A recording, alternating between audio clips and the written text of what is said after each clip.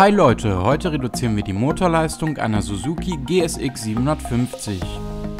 Dieses Motorrad ist hier vom Kunden ein wenig umgebaut, wichtig ist aber zu erwähnen, dass der Bereich des Drehgriffs im Originalzustand ist, also kein Kurzzug-Gasgriff zum Beispiel.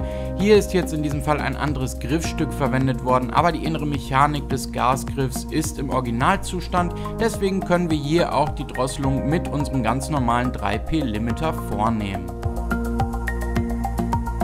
Wie das funktioniert, zeigen wir euch jetzt. Dazu müssen wir als allererstes zwei Schrauben lösen, einmal hier und einmal dort. Eine lange und eine kurze ist das und dann haben wir Zugriff zum Innenleben des Gasgriffs.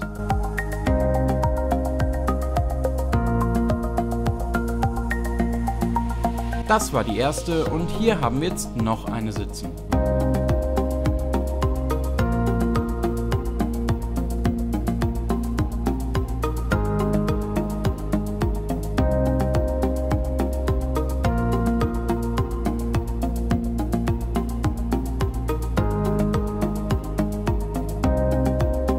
Jetzt nehmen wir unseren Limiter zur Hand. So sieht er aus und wird gleich so hier eingesetzt. Er verfügt über diese Schlitzung, durch die gleich der Gaszug verläuft.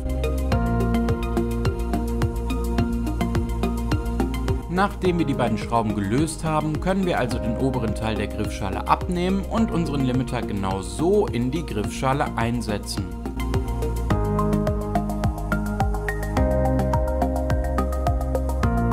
Jetzt die Griffschale wieder ansetzen, das Ganze ein bisschen ordentlich zurechtrütteln und die Schrauben wieder festziehen.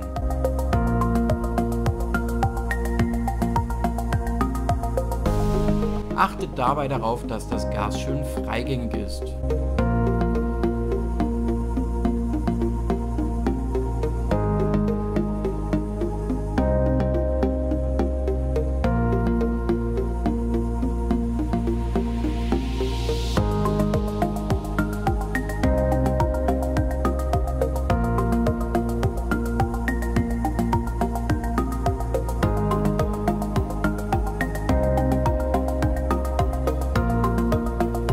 Das war's auch schon, das Gas ist deutlich begrenzt und zusammen mit diesem Teilegutachten, in dem alle relevanten technischen Daten vermerkt sind, geht's jetzt zum TÜV, zu der DEKRA oder einer anderen Prüforganisation und ihr könnt die technische Änderung eintragen lassen.